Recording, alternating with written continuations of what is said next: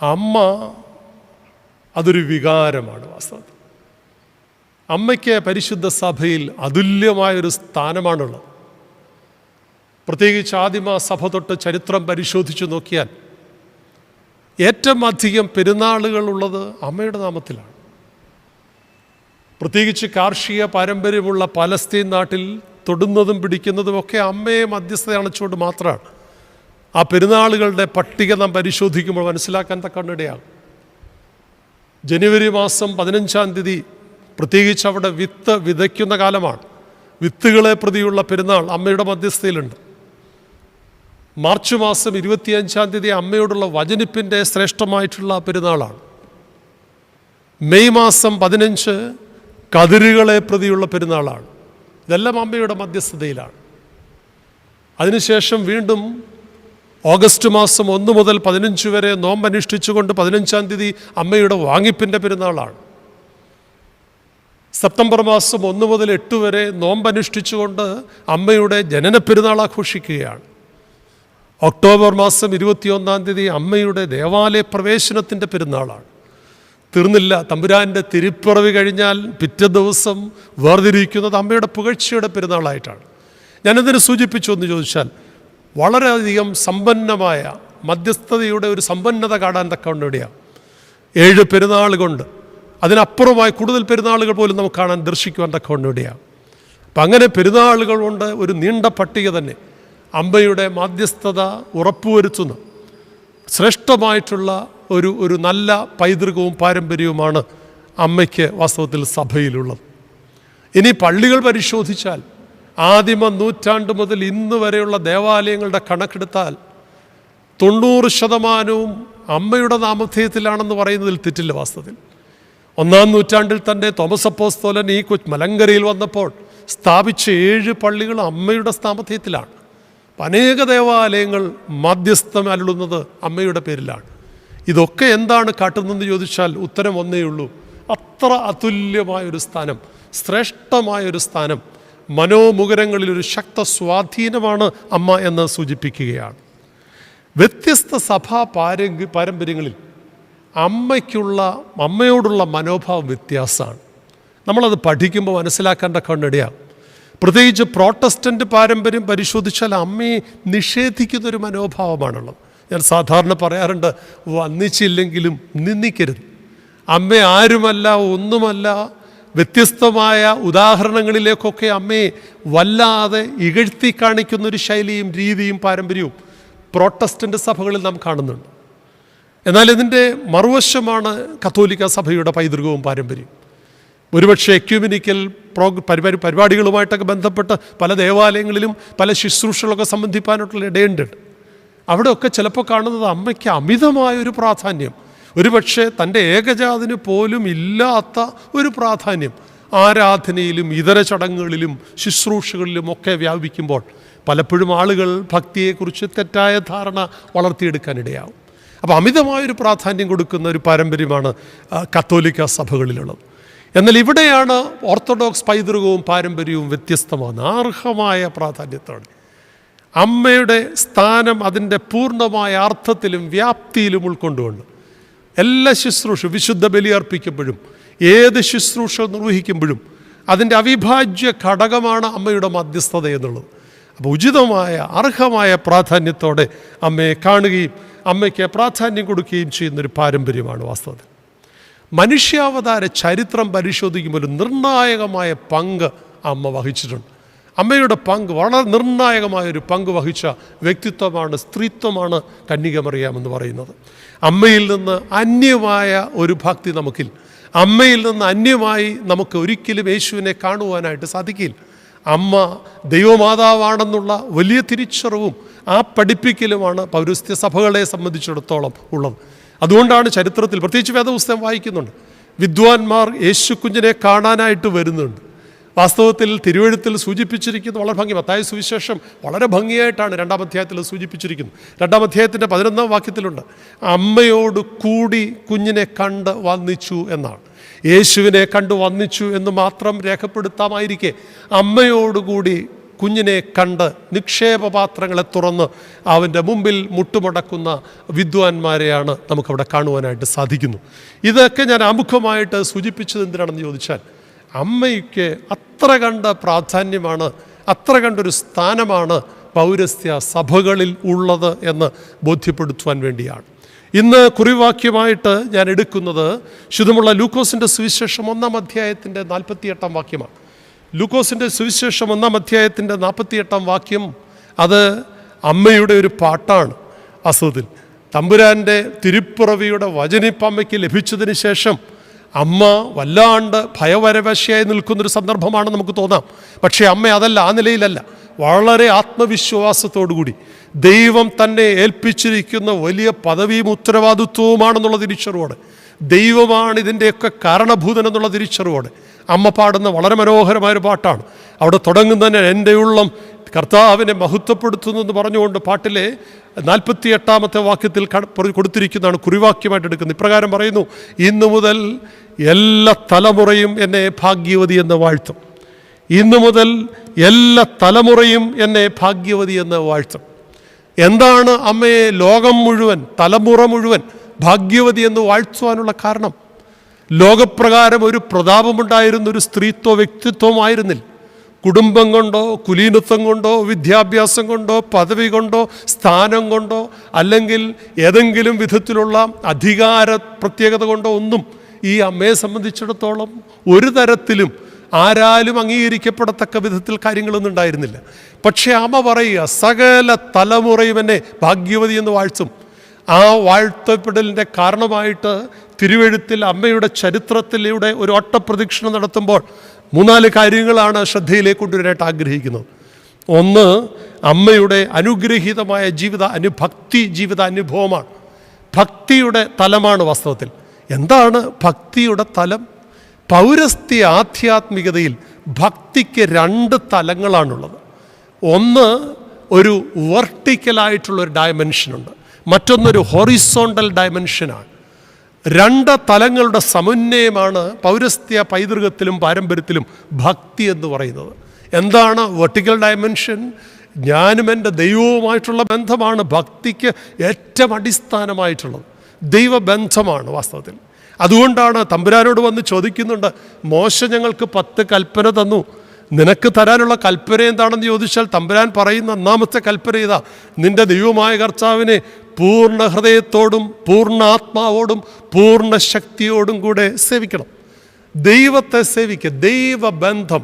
തമ്പുരാൻ വിട്ടുവീഴ്ചയ്ക്ക് തയ്യാറാണ് പൂർണ്ണതയിൽ. തമ്പുരാന് പെർഫെക്ഷനിൽ കുറഞ്ഞൊന്നും ആവശ്യമില്ല.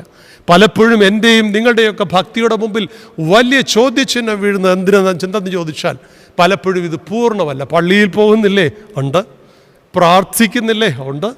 നോമ്പനുഷ്ഠിക്കുന്നില്ലേ? ഉണ്ട്. വിശുദ്ധ കുർബാന അനുഭവിക്കുന്നില്ലേ? ഉണ്ട്. ഇതിനൊക്കെ നമുക്ക് എസ്സാണ് ഉത്തരം. പക്ഷേങ്കിൽ 2-മതൊരു ഉപചോദ്യമുണ്ട്. അത് നിൻ്റെ പൂർണ്ണതയോടുകൂടിയാണ്. ഒരാരാധനയെങ്കിലും എൻ്റെയും നിങ്ങളുടെ ജീവിതത്തിൽ നാളിതുവരെ അതിൻ്റെ പൂർണ്ണതയോടുകൂടി, സന്ധ്യയ്ക്ക് നമസ്കാരത്തിൽ ആരംഭിച്ച് രാത്രിയുടെ എല്ലാ ക്രമങ്ങളും പൂർത്തീകരിച്ച് പ്രഭാതത്തിൻ്റെ ശുശ്രൂഷകൾ പൂർത്തീകരിച്ച് അനുതാപത്തിൻ്റെ സങ്കീർത്തനങ്ങൾ വായിച്ച് വളരെ ഒരുക്കത്തോടെ, ആത്മശരീര ദേഹികളുടെ ഒരുക്കത്തോടെ ഒരാരാധനയിലെങ്കിലും നാളിതുവരെ സംബന്ധിക്കാൻ ബലഹീന ഞാൻ ഈ ബലിപീഠത്തിൻ്റെ മുമ്പിൽ നിന്ന് നമ്മുടെ ശിരസ്കരായിട്ട് പറയട്ടെ, ഒരു പുരോഹിതനായിട്ട് പോലും ഇതിന് പൂർണ്ണതയുണ്ടോ എന്ന് ചോദിച്ചാൽ ശിരസ് നമിക്കേ നിവൃത്തിയുള്ളൂ. ശിരസ് നമിക്കേ നിവൃത്തിയുള്ളൂ. പൂർണ്ണത പലപ്പോഴും നമ്മുടെ അടിസ്ഥാന പ്രശ്നം അതാണ്. നമ്മുടെ ഭക്തി ജീവിതത്തിൻ്റെ വലിയ വികലതയുടെയും വീഴ്ചയുടെയും കാരണം ഇതാ, പൂർണ്ണതയില്ലാത്തതാണ്. നോമ്പനുഷ്ഠിക്കുന്നുണ്ട്, അത് പൂർണ്ണമാണോ? ആ ചോദ്യത്തിൻ്റെ മുമ്പിൽ നമ്മൾ ചൂളിപ്പോകാനിടയുണ്ട്. ഇവിടെയാണ് അമ്മ വ്യത്യസ്തയാകുന്നത്. അപ്പോൾ വെർട്ടിക്കൽ ഡയമെൻഷൻ ഇതാണ്. മറ്റൊന്ന് ഹൊറിസോണ്ടൽ ഡയമെൻഷനാണ്. തമ്പുരാൻ 2-മത്തെ കൽപ്പന ഒന്ന് വേണ്ടി പറഞ്ഞു, നീ സ്നേഹിക്കണം.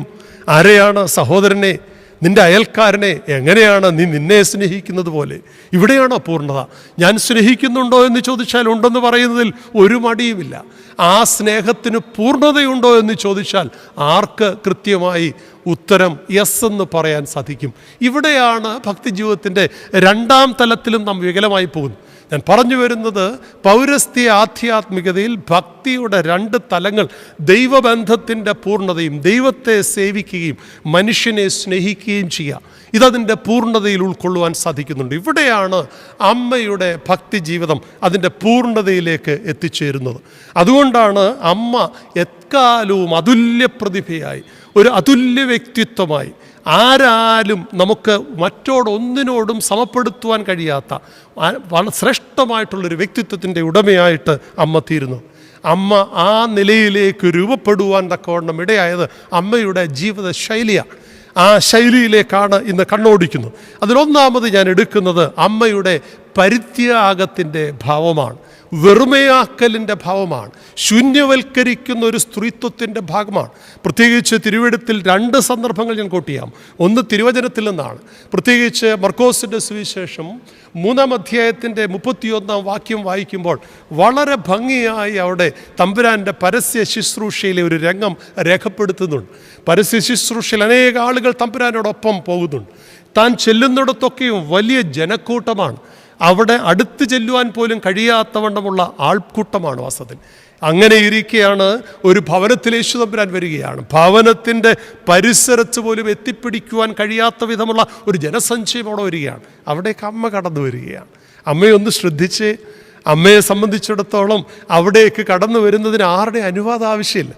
തമ്പുരാൻ ഇരിക്കുന്ന ഇടത്തേക്ക് കടന്നു വരുന്നതിന് ആർക്കും അമ്മയെ തടസ്സം ചെയ്യാൻ സാധിക്കില്ല. പക്ഷേ അമ്മ വളരെ ശ്രദ്ധയോടെയാണ് കടന്നു വരുന്നത്. അമ്മയുടെ മനോഭാവം അവിടെ വ്യക്തമാകുകയാണ്. ഞാൻ ആർക്കും ഒരു തടസ്സമാവരുത്, ഞാൻ ആർക്കും ഒരു ശല്യമാവരുത്. എത്ര ശ്രേഷ്ഠമായിട്ടുള്ള ചിന്ത! അമ്മ ആ ഭവനത്തിലേക്ക് കടന്നു വന്നിട്ട് വാതുക്കൽ നിൽക്കുന്നു എന്നാണ് സൂചിപ്പിക്കുന്നത്. വാതുക്കൽ നിൽക്കുന്ന അമ്മയാണ് നമുക്ക് കാണുവാനായിട്ട് സാധിക്കുന്നത്. അമ്മ വാതുക്കൽ നിൽക്കേണ്ടവളാണോ? ഇന്നൊരു പക്ഷേ നമ്മുടെയൊക്കെ വീടുകളിൽ അനേക പെറ്റമ്മമാർ വാതിൽക്കലല്ല, വാതിലിന് പുറത്ത് തള്ളപ്പെടുന്ന അനുഭവങ്ങളുണ്ട്. അങ്ങനെയുള്ള നിന്നയുടെ നിഷേധത്തിൻ്റെ ഒരു നിൽപ്പല്ല ഈ അമ്മ നിൽക്കുന്നത്. സ്വയം അറിഞ്ഞുകൊണ്ട് കുറയുന്ന ഒരമ്മയുടെ ചിത്രമാണ്. ഞാൻ ആർക്കും, തൻ്റെ മുമ്പിലിരിക്കുന്ന ഈ കർത്താവിന് ഒരുപക്ഷെ 9 മാസം തൻ്റെ ഉദരത്തിൽ ചുമന്നവനാണെങ്കിലും ആ ദൗത്യം താൻ നിർവഹിക്കുവാൻ ദൈവം എന്നെ നിയോഗിച്ചെങ്കിലും അതിനപ്പുറമുള്ളൊരു വിളിയും ആ വിളിയുടെ ബോധ്യവും അമ്മയെ ഭരിക്കുകയാണ്. ഈ മകനെക്കുറിച്ചുള്ള ദൈവ പദ്ധതിയെക്കുറിച്ച് തികഞ്ഞ അവബോധം അമ്മയെ ഭരിക്കുകയാണ്. അതുകൊണ്ട് അമ്മ ചിന്തിച്ചത് എന്താ? ഞാനായിട്ട് ആർക്കും ഒരു ശല്യമാവരുത്. വാതുക്കൽ നിൽക്കുന്ന അമ്മയാണ് വാസ്തവത്തിൽ. വാതുക്കൽ ആർക്കും ശല്യമില്ല. അത് ഇന്നത്തെ ആധുനിക ചിന്തയിൽ നാം കാണുമ്പോൾ ഒരുപക്ഷെങ്കിൽ അർഹതയില്ലാത്ത ഇടങ്ങളിലേക്ക് ഒരർഹതയുമില്ലാത്ത ആളുകൾ ഇടിച്ചു കയറുന്നൊരു ലോകമാണ്. ഒരുപക്ഷെ അത് രാഷ്ട്രീയത്തിലായിരുന്നു ഒരു കാലഘട്ടം വരെ. ഇന്ന് എന്തിന് സഭയിൽ, ആത്മീയ രംഗത്തൊക്കെ ഈ കാഴ്ച കാണാനായിട്ട് സാധിക്കും. ഒരർഹതയുമില്ലാത്ത ആളുകൾ അർഹതയൊന്നുമില്ലാത്ത ഇടങ്ങളിലേക്ക് കടന്നുകൂടാൻ തക്കവണ്ണം കാട്ടുന്ന എന്തെല്ലാം മറിമായങ്ങളുള്ള ഒരു ലോകത്തിലാണ് ജീവിക്കുന്നത്. ഇവിടെയാണ് അമ്മ തികച്ചും വ്യത്യസ്തയാകുന്നത്. വാതിൽക്കൽ നിൽക്കുന്ന അമ്മ വാസ്തവത്തിൽ എത്ര ശ്രേഷ്ഠമായൊരു കാഴ്ചയാണ്. ഈ താഴ്മയുടെ ഭാവമാണ് നമുക്ക് വാസ്തവത്തിൽ ക്രിസ്തുവിലും കാണുവാൻ തക്കവണ്ണം ഇടയാവുന്നത്. വിണ്ണുവിട്ട് മണ്ണിലേക്ക് ഇറങ്ങി വന്ന ക്രിസ്തുവിൻ്റെ ജീവിതത്തിൽ ഉടനീളം ഈ വിനയത്തിൻ്റെ, ഈ താഴ്മയുടെ, ഈ വെറുമയാക്കലിൻ്റെ, ഈ ശൂന്യവൽക്കരിക്കപ്പെടലിൻ്റെ അനുഭവത്തെ കാണുവാനായിട്ട് സാധിക്കും. അതുകൊണ്ടാണ് പൗലോസ് അപ്പോസ്തലൻ ഫിലിപ്പ്യ ലേഖനം 2-ാം അധ്യായത്തിൻ്റെ 5 മുതൽ 8 വരെയുള്ള വാക്യങ്ങളിൽ കെനോസിസ് എന്ന കെനോട്ടിക് പാസേജ് എന്ന് പറയുന്നത്, തമ്പുരാൻ്റെ താഴേക്ക് ഇറങ്ങി വന്ന, വിണ്ണിൽ നിന്നും മണ്ണിലേക്ക് ഇറങ്ങി വന്നതിൻ്റെ വളരെ ശ്രേഷ്ഠമായ വിവരണം കാണുവാനായിട്ട് സാധിക്കും. അതെ, ഒരു ശൂന്യവൽക്കരിക്കപ്പെടുന്ന, പരിത്യജിക്കപ്പെടുന്ന വെറുമയാക്കലിൻ്റെ ഒരു ചിത്രം ഒരുപക്ഷെ അമ്മയിൽ നിന്നും സംശീകരിക്കുന്ന ഒരു ആത്മീയ അനുഭവമായിട്ടേ കാണാൻ സാധിക്കുള്ളൂ. കഷ്ടാനുഭവത്തിൻ്റെ രാത്രിയിൽ അരയിൽ കൈലേസ് ചുറ്റി ശിഷ്യന്മാരുടെ മുമ്പിൽ മുട്ടുമടക്കുവാനും പാദങ്ങളെ കഴുകുവാനും വിണ്ടുകീറിയ പാദങ്ങളെ ചുംബിക്കുവാനും തമ്പുരാന് മടിയില്ല. കാരണം തനിക്കൊന്നും നഷ്ടപ്പെടാനില്ല. ഈ രക്ഷണ്യ വേലയുടെ പൂർത്തീകരണത്തിന്, ദൈവരാജ്യത്തിൻ്റെ കെട്ടുപണിക്ക് ഏതറ്റം വരെയും പോകുവാൻ, എല്ലാവരെയും ഏതു വിധേനയും നേടുവാൻ താൻ ഇറങ്ങി വന്ന ദൗത്യത്തിൻ്റെ പൂർത്തീകരണത്തിനായിട്ട് എത്തിക്കുന്ന ക്രിസ്തു, ആ ഭാവം പൗലോസ് പറയുന്നില്ല, ക്രിസ്തുവിൻ്റെ ഭാവം നമ്മിലുണ്ടാകണമെന്ന് പറയുമ്പോൾ ക്രിസ്തുവിൽ ഈ ഭാവം അങ്കുരിച്ചത് തീർച്ചയായിട്ടും അമ്മയുടെ ഉദരത്തിൽ തന്നെയാണെന്ന് ഞാൻ ബോധ്യപ്പെടുകയാണ്, ഞാൻ മനസ്സിലാക്കുകയാണ്. നമുക്ക് ഈ ഭാവം ഒന്ന് ഉൾക്കൊള്ളാൻ സാധിക്കുമോ? അതുകൊണ്ട് ഈ 15 നോമ്പിലെ ശ്രേഷ്ഠമായ നോമ്പാചരണത്തിൽ അമ്മയെ മനോമുഖരങ്ങളിൽ ധ്യാനിക്കുമ്പോൾ നമുക്കും ഉണ്ടാകേണ്ടത് അമ്മയുടെ വെറുമയാക്കലിൻ്റെ ഭാവം എൻ്റെ കുടുംബത്തിൽ, എത്ര സ്വർഗമാകും നമ്മുടെ കുടുംബം. നമ്മുടെ ഈഗോ ഒന്ന് മാറ്റിവെക്കാനായിട്ട് സാധിക്കുമോ? പൗലോസ് അപ്പോസ്തലൻ 1 കൊരിന്ത്യർ ലേഖനം 4 അധ്യായത്തിൻ്റെ 7 വാക്യത്തിൽ സൂചിപ്പിക്കുന്നു, നിന്നെ വിശേഷിപ്പിക്കുന്നത് ആര്? ലഭിച്ചതല്ലാതെ നിനക്കെന്തുള്ളൂ? ലഭിച്ചതെങ്കിലോ ലഭിച്ചതല്ല എന്നതുപോലെ പുകഴുവാൻ എന്ത്? There is nothing to be proud of in our life. ജീവിതത്തിലൊന്നും പുകഴാനില്ല, തന്നത് മാത്രമേ ഉള്ളൂ. നിനക്ക് ആരോഗ്യമുണ്ടെങ്കിൽ, സൗന്ദര്യമുണ്ടെങ്കിൽ, സമ്പത്തുണ്ടെങ്കിൽ, കുടുംബമുണ്ടെങ്കിൽ, കുഞ്ഞുങ്ങളുണ്ടെങ്കിൽ, ജീവിതത്തിൻ്റെ സമസ്ത നന്മകളുണ്ടെങ്കിൽ ഇതെല്ലാം ദാനമാണെന്ന് തിരിച്ചറിയാൻ സാധിക്കണം. ദാനം തന്നവനെ നീ മറന്നുപോകാൻ, ദാനം സ്വീകരിച്ചിട്ട് ദാതാവിനെ മറന്നുപോകുവാൻ ഇടയാവരുത്. എൻ്റെ നിങ്ങളുടെയൊക്കെ ഇന്നത്തെ അടിസ്ഥാന അപജയത്തിൻ്റെ പ്രശ്നം ഇതാണ്. പലപ്പോഴും ദാതാവിനെ മറന്നു പോവുകയാണ്. അതുകൊണ്ടാണ് നമുക്ക് വിനയപ്പെടുവാനോ താഴുവാനോ സാധിക്കാത്തത്. ഈഗോ നമ്മിൽ വല്ലാതെ ബുദ്ധിമുട്ടുണ്ടാക്കുന്നതിന് കാരണം അതാണ്. ഇവിടെയാണ് അമ്മ സുന്ദരമായൊരു പാഠം പഠിപ്പിക്കുന്നു. സ്വയം പരിത്യാഗത്തിൻ്റെ, വെറുമയാക്കപ്പെടലിൻ്റെ ഒരു വലിയ പാഠമാണ് ഈ പരിശുദ്ധ നോമ്പിൽ നമുക്ക് പഠിക്കുവാനുള്ളത്. അത് സാധിക്കുമോ? രണ്ടാമത് വീണ്ടും അമ്മയുടെ ചരിത്രത്തിലേക്ക് നാം പരിശോധിക്കുമ്പോൾ അമ്മയുടെ ജീവിതത്തിൻ്റെ വഴിത്താരകൾ സുന്ദരമായി നമുക്ക് കാണുവാനായിട്ട് സാധിക്കുന്നുണ്ട്. അത് യോഹന്നാൻ്റെ സുവിശേഷം 2 അധ്യായത്തിൻ്റെ 1 മുതൽ 11 വരെയുള്ള വാക്യങ്ങളിലാണ് പഠിക്കുന്നത്. അവിടെ പറയുന്നത് സാന്ത്വനത്തിൻ്റെ ശ്രേഷ്ഠമായ ശുശ്രൂഷയുടെ ഭാവമാണ്. സാന്ത്വനത്തിൻ്റെ ഭാവമാണ്, ശുശ്രൂഷയുടെ ഭാവമാണ്. അമ്മ വളരെ വ്യത്യസ്തയാകുന്നതിലൂടെയാണ് വാസ്തവത്തിൽ ആത്മീയതയുടെ രണ്ടാമത്തെ തലമാണ്. ദൈവബന്ധത്തോടൊപ്പം തൻ്റെ ജീവിതം തനിക്ക് മാത്രമുള്ളതല്ലെന്നും അത് മറ്റുള്ളവരോട് പങ്കിടുവാനുള്ളതാണെന്നും അവരുടെ കണ്ണുനീരൊപ്പാനുള്ളതാണെന്നുള്ള തിരിച്ചറിവാണ്. ഇവിടെയാണ് സാന്ത്വനത്തിൻ്റെ ശുശ്രൂഷയുടെ ശ്രേഷ്ഠമായ ഭാവം നമുക്ക് അമ്മയിലൂടെ ഇവിടെ കാണുവാൻ തക്കവണ്ണം ഇടയാവുന്നത്. സംഭവ പശ്ചാത്തലം നമുക്കറിയാം. അത് കാനാവിലെ വിരുന്നു ഭവനമാണ്. അവിടെ അമ്മ ക്ഷണിക്കപ്പെട്ട അതിഥിയാണ്. വാസ്തവത്തിൽ അമ്മയെ സംബന്ധിച്ചിടത്തോളം അവിടെ കാലുമ്മേ കാലുവെച്ച് സന്തോഷത്തോടെ എന്തെങ്കിലുമൊക്കെ കൊടുത്താൽ കഴിച്ചും കുടിച്ചുമൊക്കെ ഇരുന്നാൽ മതി. അവിടെ നടക്കുന്ന മറ്റു വിഷയങ്ങളൊന്നും അമ്മയെ സംബന്ധിച്ചൊരു പ്രശ്നമല്ല. ഞാൻ നിങ്ങളൊക്കെ അങ്ങനല്ലേ? ഏതെങ്കിലുമൊക്കെ വീടുകളിൽ നാം കടന്നു ചെല്ലുമ്പോൾ അത് വിശേഷ അവസരങ്ങളാവട്ടെ, സങ്കട അവസരങ്ങളാവട്ടെ, കേവലം കാഴ്ചക്കാരെ പോലെ ഇരിക്കാറല്ലേ ഉള്ളൂ. അമ്മ അതല്ല. ഇവിടെയാണ് അമ്മയുടെ വ്യത്യാസം. താൻ ചെല്ലുന്നിടത്ത് ഒരിക്കലും ആരും വ്യസനിക്കുവാൻ, ദുഃഖിക്കുവാൻ, സങ്കടപ്പെടുവാൻ, നിരാശപ്പെടുവാൻ, അവിടെ ഒരു ഇല്ലാഴിയും ഉണ്ടാകുവാൻ ഇടയാവരുത്. ഞാനും നിങ്ങളുമൊക്കെ ഈ മനോഭാവം വെച്ചു പുലർത്തിയാൽ എത്ര സുന്ദരമാകും ഈ ലോകം. അമ്മയുടെ മനോഭാവം അതാ. ക്ഷണിക്കപ്പെട്ട അതിഥിയായി വിരുന്നു ഭവനത്തിൽ കടന്നു വന്നവൾ അവിടെ ലഭിക്കുന്നതും വാങ്ങി ഭക്ഷിച്ച് സന്തോഷത്തോടെ മടങ്ങിപ്പോയാൽ മതി. അവിടുത്തെ ഒരു പ്രശ്നങ്ങളും അമ്മയെ ബാധിക്കുന്ന വിഷയമല്ല. ഇവിടെയാണ് അമ്മ വ്യത്യസ്തയാകുന്നത്. അതെ, വിരുന്നു ഭവനം പെട്ടെന്നൊരു വിലാവ് ഭവനം പോലെ മാറുകയാണ്. ക്ഷണിക്കപ്പെട്ട അതിഥികളുടെ മുമ്പിൽ ശിരസ് നമിച്ച് നിരാശപ്പെടേണ്ടി വരുന്ന, അല്ലെങ്കിൽ ആരാലും നിന്ദിക്കപ്പെടേണ്ട ഒരു സാഹചര്യം ആതിഥേയനെ സംബന്ധിച്ചുണ്ടാവുകയാണ്. അവിടെ പ്രധാന വിഭവം തീർന്നു പോവുകയാണ്. ഈ വിശദാംശങ്ങളൊന്നും നമുക്ക് ആവശ്യമില്ല, ഇതെല്ലാം നമുക്കറിയാം. ഇവിടെയാണ് അമ്മയുടെ മനോഭാവം. ആരും വന്ന് അമ്മയുടെ കാല് പിടിച്ചതായിട്ട് പറയുന്നില്ല, ആരും വന്ന് അമ്മയുടെ ശ്രദ്ധയിലേക്ക് കൊണ്ടുവന്നതായിട്ട് പറയുന്നില്ല. അമ്മയുടെ മധ്യസ്ഥതയുടെ സുന്ദരമായൊരു പ്രതീകമാണ് ഇവിടെ കാണുന്നത്. നിൻ്റെ ഇല്ലവല്ലാഴികളുടെ അക്കമിട്ട് നീ നിരത്തേണ്ട കാര്യമില്ല. അമ്മയ്ക്കറിയാം. ഇതൊരു അമ്മയുടെ ഭാവം, ഇതാ അമ്മയുടെ ശ്രേഷ്ഠത, ഇതാ ഒരു അമ്മയ്ക്ക് മാത്രമേ അത് സാധിക്കുകയുള്ളൂ. മറ്റു മധ്യസ്ഥന്മാരെ കുറച്ച് കാട്ടുകയല്ല. അമ്മയുടെ മധ്യസ്ഥതയുടെ പ്രത്യേകം നിൻ്റെ കുറവുകൾ നിന്നിലേക്ക് കടന്നു വന്ന്, നിൻ്റെ ഭവനത്തിലേക്ക് കടന്നു വന്ന്, നിൻ്റെ ജീവിതത്തിൻ്റെ ചെറുതും വലുതുമായ ഇല്ലവല്ലാഴികൾ അറിഞ്ഞ് അതിന് ശാശ്വത പരിഹാരം കണ്ടെത്തുന്ന ശ്രേഷ്ഠമായ മധ്യസ്ഥതയുടെ അതുല്യമായ അനുപമായ ഒരു ഭാവമാണ് അമ്മയിൽ നമുക്ക് ഇവിടെ ദർശിക്കുവാൻ തക്കവണ്ണം ഇടയാവുന്നത്. തൻ്റെ ഏകജാതൻ്റെ അരികിലേക്ക് വരിക, ഒരു ഹ്രസ്വമായ സംഭാഷണം അവിടെ നടക്കുക. ഏറെ തെറ്റിദ്ധരിക്കപ്പെട്ടൊരു സംഭാഷണവുമാണ്. അതിൻ്റെ വൈരുദ്ധ്യത്തിലേക്കൊന്നും ഞാൻ പോകാനായിട്ട് ആഗ്രഹിക്കുന്നില്ല. ഇത് സാധിച്ചു കൊടുക്കണം. അവരുടെ പ്രയാസം എന്താണെന്ന് അറിയിക്കുന്നു. തമ്പുരാൻ്റെ മറുപടിയുണ്ട്. വാസ്തവത്തിൽ എനിക്കും നിനക്കും എന്ത് എന്നുള്ള ചോദ്യം, അതിലേക്ക് ഞാൻ കടക്കുന്നില്ല. അവിടെ പറയുന്നത് എൻ്റെ നാഴിക ഇതുവരെ ആയിട്ടില്ല എന്ന് പറഞ്ഞിട്ടാണ് അമ്മയുടെ പരസ്പരം പിരിയുന്നത്. പക്ഷേ ഇതിൽ അമ്മ രണ്ടാമത് ചെയ്യുന്നൊരു കാര്യമുണ്ട്. ഇത് കേട്ട മാത്രയിൽ അമ്മ നിരാശയോടെ മടങ്ങിപ്പോകേണ്ട ഒരു സ്ഥിതിയല്ല. അമ്മ പ്രത്യാശയോടെ പരിചാരകരുടെ അടുക്കിലേക്ക് ചൊല്ലുക. അവരോട് പറയുന്നതാണ് പാത്രത്തിൽ വെള്ളം നിറച്ചു വെക്കുക എന്ന് പറയുന്നത്. അവർക്കറിയാം, അമ്മയ്ക്ക് കൃത്യമായ ബോധ്യം തൻ്റെ ഏകജാതൻ്റെ മുമ്പിൽ താൻ സമർപ്പിക്കുന്ന വിഷയത്തിൻ്റെ ആഴവും വ്യാപ്തിയും അറിഞ്ഞ് അതിനോട് ശുഭകരമായി ധനാത്മകമായി പ്രതികരിക്കുന്ന അമ്മയാണെന്നുള്ള ബോധ്യം. ഇവിടെയാണ് പ്രസക്തമായ ചോദ്യം. How far you are confident about your children? നിൻ്റെ കുഞ്ഞിനെ കുറിച്ച്, നിൻ്റെ മക്കളെക്കുറിച്ച് ഞാനും നിങ്ങളും ചിന്തിക്കേണ്ട കാര്യമാണ്. എത്ര അമ്മമാർക്ക് അപ്പന്മാർക്ക് മക്കളെക്കുറിച്ച് ഈ തികഞ്ഞ ബോധ്യമുണ്ട്? ഞാൻ ആഗ്രഹിക്കുന്ന വിധത്തിൽ, ഞാൻ ചിന്തിക്കുന്ന വിധത്തിൽ, ഞാൻ ചോദിക്കുന്ന വിധത്തിൽ, ഞാൻ പറയുന്ന വിധത്തിൽ എൻ്റെ കുഞ്ഞുങ്ങൾ പ്രതികരിക്കുമെന്ന് പറയാൻ കഴിയുന്ന എത്ര മാതാപിതാക്കളാണ് ഇന്ന് നമുക്ക് ചുറ്റുമുള്ളത്? ഒരുപക്ഷെ ഇന്ന് കുടുംബങ്ങളുടെയൊക്കെ വലിയ പരാജയത്തിൻ്റെ കാരണം ഇതാണ്. ഈ റാപ്പോ നഷ്ടപ്പെട്ടിരിക്കുന്നു, ഈ വ്യക്തി ബന്ധങ്ങൾ നഷ്ടപ്പെട്ടിരിക്കുന്നു, പരസ്പര വിശ്വാസം നഷ്ടപ്പെട്ടിരിക്കുന്നു, പരസ്പര ബോധ്യം നഷ്ടപ്പെട്ടിരിക്കുന്നു. അമ്മ മകനിലുള്ള പൂർണ്ണമായ വിശ്വാസം, അതിന് പരിഹാരം കാണുന്നു. ഇവിടെ അതും ആ വഴി ഞാൻ പെട്ടെന്ന് പോവുകയാണ്, ആ ഭാഗത്തുനിന്ന് വിടുകയാണ്. ഇവിടെയും നാം കാണുന്നത് അമ്മയുടെ വിശ്വാസമാണ്, അമ്മയുടെ ഒരു ശ്രേഷ്ഠമായിട്ടുള്ള ശുശ്രൂഷയുടെ ഭാവമാണ്. അവരെ ഏത് വിധേനയും സഹായിക്കണം, അവർക്ക് നന്മയുടെ അനുഭവത്തിലേക്ക് അവരെ നയിക്കണം, സന്തോഷത്തിൻ്റെ പൂർണ്ണതയിലേക്ക് അവരെ മടക്കിക്കൊണ്ടുവരണം. ഇതിനു വേണ്ടിയുള്ള വലിയ ശ്രമമാണ്. അവരൻ്റെ ദുഃഖം സ്വന്തം ദുഃഖമായിട്ട് ഏറ്റെടുക്കുകയാണ്.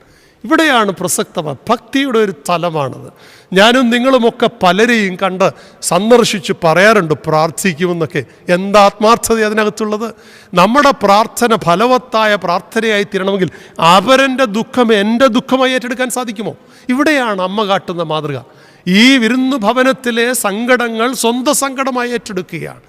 ഒരുപക്ഷെ തമ്പുരാൻ്റെ കൽവറി കുരിശിൽ ഗത്സമന തോട്ടത്തിൽ തന്നോടൊപ്പമായി ഒരുപക്ഷെ കണ്ണുനീരോടെ പ്രാർത്ഥിക്കേണ്ട പത്രോസും കൂട്ടരും വല്ലാണ്ട് കിടന്ന് ഉറങ്ങിയപ്പോൾ തമ്പുരാൻ ചോദിച്ചൊരു ചോദ്യമുണ്ട്.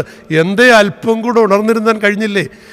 തൻ്റെ ഗുരുനാഥൻ്റെ ദുഃഖം തൻ്റെ ദുഃഖമായി നെഞ്ചിലേറ്റാൻ പത്രോസ് പരാജയപ്പെടുകയാണ്. അതിന് കൊടുക്കേണ്ടി വന്ന വില നമുക്കറിയാം, വലിയ വില കൊടുക്കേണ്ടി വന്നു. ഒരുപക്ഷെ ഞാനും നിങ്ങളുമൊക്കെ അവരൻ്റെ ദുഃഖം സ്വന്തം ദുഃഖമായി, അത് കുടുംബാംഗങ്ങളാകട്ടെ, ഒരേ സഭവിശ്വാസത്തിൻ്റെ പങ്കാളികളാവട്ടെ, ജീവിതം പങ്കിടുന്ന പങ്കാളിയെ സംബന്ധിച്ചുള്ളതാവട്ടെ, ഏത് തലങ്ങളിലാണെങ്കിലും അവരൻ്റെ ദുഃഖം സ്വന്തം ദുഃഖമായി ഏറ്റെടുത്ത് ദൈവസന്നിധിയിൽ മധ്യസ്ഥത അണയ്ക്കുവാനും പരിഹാരം കണ്ടെത്തുവാനും നമുക്ക് സാധിക്കുമോ? അമ്മ വ്യത്യസ്തയാവുന്ന അവിടെയാണ്. അമ്മയുടെ ശുശ്രൂഷയുടെ മഹത്വം നാം ദർശിക്കുന്നത് അവിടെയാണ്. അവരൻ്റെ ദുഃഖം സ്വന്തം ദുഃഖമായിട്ട് നമുക്ക് ഏറ്റെടുക്കുവാൻ സാധിക്കും. വീണ്ടും രണ്ടാമതൊരു സംഭവമുണ്ട്. അത് യേശുതമ്പുരാൻ്റെ തിരുപ്പിറവിയെക്കുറിച്ചുള്ള വചനിപ്പ് കഴിഞ്ഞതിന് ശേഷം അമ്മ ഒരു യാത്രയ്ക്ക് തിരിക്കുകയാണ്. എവിടേക്കാണ് അമ്മ യാത്ര പോകുന്നത്? മലനാട്ടിലേക്കാണ്. അത് അടുത്തുള്ള പട്ടണമല്ല, ഏകദേശം 172 കിലോമീറ്ററോളം ഉണ്ടെന്നാണ് ഇന്നത്തെ കണക്കൂട്ടനുസരിച്ച്. അത്ര ദൂരമാണ്. ഏകദേശം 5 ദിവസം എടുക്കും. ഈ അടുത്ത കാലങ്ങളിൽ ഞാൻ സന്ദർശിച്ചിട്ടുള്ള പ്രദേശം. ഇന്ന് യാത്രാ സൗകര്യങ്ങളുണ്ട്, മാർഗങ്ങൾ കുറച്ച് സുഗമമാണ്. അന്ന് ഇതൊന്നുമില്ലാത്ത ഭയപ്പാട്. കൊച്ചു പെൺകുട്ടിയല്ലേ, ഒരുപക്ഷെ അവിടെ മനസ്സ് വല്ലാതെ നീറുന്ന നെരിപ്പോട് നെഞ്ചിലേറ്റ് നിൽക്കുകയാണ്. വിവാഹത്തിന് നിശ്ചയം ചെയ്യപ്പെട്ടവൾ വിവാഹബന്ധത്തിൽ കടന്നു വരുന്നതിന് മുമ്പ് ഒരു കുഞ്ഞിന് ജന്മം കൊടുക്കുവാനുള്ള നിയോഗം ഏറ്റെടുത്തുകൊണ്ട് നിൽക്കുന്ന ആ പെൺകുട്ടിയുടെ മനസ്സിലൂടെ കടന്നു പോകുന്ന എന്തെല്ലാം പ്രശ്നമാണ്. ഭയപ്പാടുകളാവും, ഒരുപക്ഷെ ആശങ്കയുടെ വല്ലാത്ത അനുഭവങ്ങളാവില്ലേ. പക്ഷേ ഇതൊക്കെ വെച്ചുകൊണ്ട് അവൾ പോവുകയാണ്. എന്തിനാണ്? ബെഡ് റെസ്റ്റ് എടുക്കാൻ പോകണം. ഇപ്പോഴത്തെ പെൺകുട്ടികൾ അങ്ങനെയാണ്. ഗർഭിണിയാണെന്ന് പറഞ്ഞു കഴിഞ്ഞാൽ പിന്നെ വയസ്സേത് 9 മാസവും വലിയ ഓട്ടവും ചാട്ടവും ഇല്ലാതെ ഒതുങ്ങിക്കൂടുകയാണ്. ബെഡ് റെസ്റ്റ് എടുക്കാൻ ആഗ്രഹിക്കുക. ഇവിടെ ബെഡ് റെസ്റ്റ് എടുക്കാനല്ല പോകുന്നത്, അവൾ ഒളിച്ചിരിക്കുവാനല്ല പോകുന്നത്, അവളുടെ സ്വയമായ ശുശ്രൂഷയ്ക്ക് വേണ്ടിയല്ല പോകുന്നത്. വേദപുസ്തകത്തിൽ നാം കാണുന്ന മലനാട്ടിൽ തൻ്റെ ചാർച്ചക്കാരുടെ അരികിലേക്ക് വാർദ്ധക്യത്തിൽ 6 മാസം ഗർഭിണിയായി ഒരു കുഞ്ഞിന് വേണ്ടി ജന്മം കൊടുക്കുവാനിരിക്കുന്ന അവളുടെ മനസ്സിൻ്റെയും ശരീരത്തിൻ്റെയും വേദന ഒപ്പിയെടുത്തുകൊണ്ട് അവളെ സാന്ത്വനിപ്പിക്കുന്ന ശുശ്രൂഷയുമായിട്ട് ഓടുകയാണ്. എത്ര സുന്ദരമായ കാഴ്ചയാണ് വാസ്തവത്തിൽ, എത്ര മനോഹരമായ കാഴ്ചയാണ്. അതെ, ശുശ്രൂഷയുടെ കരം നീട്ടിക്കൊണ്ട് ഓടുന്ന അമ്മയുടെ ചിത്രമാണ്. നമുക്ക് അമ്മയുടെ ജീവിതത്തിൽ ഉടനീളം നമുക്ക് ദർശിക്കുന്നത് ഇത് തന്നെയാണ്. 2 സംഭവങ്ങൾ എടുത്ത് ഞാൻ കാട്ടിയെന്നുള്ളതേ ഉള്ളൂ. ഞാനും നിങ്ങളും ചിന്തിക്കേണ്ടുന്ന ഒരു കാര്യമുണ്ട്. ഇന്ന് സാന്ത്വന ശുശ്രൂഷകളൊക്കെ സ്ഥാപനവൽക്കരിക്കപ്പെട്ടുകൊണ്ടിരിക്കുന്നൊരു കാലഘട്ടത്തിലാണ് ജീവിക്കുന്നത്. ചാരിറ്റികളൊക്കെ വല്ലാത്ത മേളകളായി കൊട്ടിഘോഷിക്കുന്ന ഒരു യുഗത്തിലാണ് ജീവിക്കുന്നത്. സ്കൂളുകൾ തുറക്കുമ്പോൾ പഠനോപകരണങ്ങൾ വിതരണം ചെയ്യുക. ഈ അടുത്ത കാലത്ത് നാം കാണുന്നുണ്ട്, വാസ്തവത്തിൽ പലയിടത്തും കാണുന്നുണ്ട്. ഒരു കൊച്ചു മൊബൈൽ ഫോൺ, ഒരു കൊച്ചു TV, അല്ലെ പഠന പദ്ധതികളുടെ ഉപകരണങ്ങളും ഒക്കെ കൊടുത്തുകൊണ്ട് വല്ലാത്ത ഫോട്ടോ എടുത്ത് ഫേസ്ബുക്കുകളിലും അല്ലെങ്കിൽ വാട്സാപ്പിലും അല്ലെങ്കിൽ ഇതര മീഡിയകളിലുമൊക്കെ പ്രദർശിപ്പിച്ചുകൊണ്ട് അതിൻ്റെയൊക്കെ ഒരു ഫലമുണ്ട് നമുക്കറിയാമോ. ആ വാങ്ങിക്കൊണ്ട് നിൽക്കുന്ന ആളിൻ്റെ മുഖത്തെ വല്ലാത്തൊരു ഭാവമുണ്ട് വാസ്തവത്തിൽ. അതുകൊണ്ടാക്കുന്ന വല്ലാത്ത ഒരു വേദനയുണ്ട്, ഒരു നുറുക്കമുണ്ട് അതിൻ്റെ പിന്നിൽ. അതിൻ്റെ ഭാവിയെ ബാധിക്കുന്ന വല്ലാത്ത ഒരു അസ്വസ്ഥതയുണ്ട് അതിൻ്റെ പിന്നിൽ. പലപ്പോഴും ഞാനും നിങ്ങളും അതൊക്കെ ഒന്നും ഓർക്കുന്നില്ല. നമ്മൾ ചാരിറ്റികളൊക്കെ മേളകളാക്കാൻ ആഗ്രഹിക്കുകയാണ്. ചെറിയ തുകകളുടെ ചാരിറ്റി, ഒരുപക്ഷെ അത് വിവാഹത്തിൻ്റെ സഹായനിധിയാവാം, അല്ലെങ്കിൽ ചികിത്സാ സഹായനിധിയാകാം, അല്ലെങ്കിൽ പാഠ്യപഠന പദ്ധതികളുടെയൊക്കെ ആകാം, ഏത് വിധത്തിലായിക്കൊള്ളട്ടെ. അതൊക്കെ വലിയ മേളകളാക്കിക്കൊണ്ട് ആളുകളുടെ മുമ്പിൽ ഇവരെ എഴുത്തിക്കാണിക്കുന്ന ഒരു ശ്രമമാണ് അതിൻ്റെ പിന്നിലുള്ളത്. ഒരുപക്ഷെ സഹായിക്കുന്നു എന്ന വ്യാജേന ആളുകളുടെ മനസ്സിലുണ്ടാക്കുന്ന വല്ലാത്ത മുറിപ്പാടുകളാണ് നമുക്ക് കാണാൻ സാധിക്കുന്നത്. മുടക്കുന്ന കാശിനെക്കാട്ടിൽ എത്രയോ കാശ് മുടക്കിയാണത് മേളകളാക്കുന്നത്. ഏതായാലും കോവിഡ് അതിനൊക്കെ ഒരു പരിഹാരം ഉണ്ടാക്കിയിട്ടുണ്ട്. ഈ വലിയ ആഘോഷങ്ങൾക്കൊക്കെ ഒരു വിരാമമിടാൻ മനുഷ്യൻ സാധിച്ചിട്ടോ സഭ വിചാരിച്ചിട്ടോ ഒന്നും സാധിച്ചില്ല. തമ്പുരാൻ അത് കൃത്യതയോടെ അഡ്രസ്സ് ചെയ്യപ്പെട്ടിരിക്കുകയാണ്. ഇന്ന് ആഘോഷങ്ങളൊക്കെ പോയി, എല്ലാ രംഗങ്ങളെയും ആഘോഷങ്ങൾ പോയി. ചെറിയ ചെറിയ സംഭവങ്ങൾ പോലും വലിയ വലിയ ആഘോഷങ്ങളാക്കുന്ന സ്ഥിതിവിശേഷങ്ങൾക്ക് എല്ലാം തമ്പുരാൻ വിരാമം വിട്ടുകൊണ്ടിരിക്കുകയാണ്. ഈ കൊച്ചു സൂക്ഷ്മാണുവിനെ വിട്ടുകൊണ്ട്, ഈ സൂക്ഷ്മ അണുവിനെ വിട്ടുകൊണ്ട് എല്ലാത്തിനും ഒരു തീരുമാനം തമ്പുരാൻ എടുത്തിരിക്കുകയാണ്. അതെ, ഞാൻ പറഞ്ഞു വരുന്നത് ചാരിറ്റികൾ വലിയ മേളകളാക്കുന്ന കാലത്തിലാണ് അമ്മ ശ്രേഷ്ഠമായ. തമ്പുരാൻ പറഞ്ഞത് എന്താ? നിന്റെ ഇടം കൈ കൊടുക്കുന്നത് വലം കൈ അറിയരുതെന്നൊക്കെ പറയുന്നതിൻ്റെ കാരണം മറ്റൊന്നുമല്ല. ഈ കൊടുക്കുന്നതും വാങ്ങിക്കുന്നതുമായ ആളുകൾ തമ്മിലുള്ള ഒരു സ്വകാര്യ വിഷയമായിട്ട് തീരുമ്പോൾ ആ ആളിൻ്റെ മനസ്സിലുണ്ടാകുന്നൊരു സന്തോഷമുണ്ട്. അത് 4 പേര് അറിയുമ്പോൾ അത് സ്വീകരിക്കുന്ന ആളിൻ്റെ മനസ്സിലുണ്ടാകുന്നൊരു മുറിപ്പാടുണ്ട്. ഇത് തിരിച്ചറിഞ്ഞുകൊണ്ടാണ്. അതുകൊണ്ട് നമ്മുടെ നന്മയുടെ പ്രവൃത്തിക്ക് അതിന് വേണ്ടാത്ത ഒരു പബ്ലിസിറ്റി അല്ല, അതിനപ്പുറമായി അതൊരു ശുശ്രൂഷയുടെ ഭാഗമായി കാണുമ്പോഴാണ് അതിനെ ശാന്തതയോടെ നിർവഹിക്കുവാൻ, അതിനെ അനുഗ്രഹത്തോടെ നിർവഹിക്കുവാനുള്ള മനോഭാവം തമ്മിൽ വരുന്നത്. ഇവിടെയാണ് അമ്മ വ്യത്യസ്തയാവുന്നത്. താൻ മലനാട്ടിലേക്ക് ഓടുമ്പോഴും കാനാവിൽ വിഷയത്തിന് പരിഹാരമുണ്ടാക്കുമ്പോഴും ഒക്കെ അമ്മയുടെ ചിന്തയതാണ്. അവരുടെ ദുഃഖം സ്വന്തം ദുഃഖമായിട്ട് ഏറ്റെടുക്കുകയാണ്. തൻ്റെ നെഞ്ചിലേക്കത് സ്വീകരിക്കുകയും ഏറ്റെടുക്കുകയും ചെയ്യുകയാണ്. നമുക്ക് നല്ല ശുശ്രൂഷകൾ, പരിത്യാഗത്തിൻ്റെ ശുശ്രൂഷകൾ, ചാരിറ്റികൾ, സാന്ത്വനത്തിൻ്റെ ശുശ്രൂഷകൾ നിർവഹിക്കുവാൻ തക്കവണ്ണം ഇടയാകുമോ? തിരുവെഴുത്തിൽ അനേക സംഭവങ്ങളെ വിവരിക്കുന്നുണ്ട്.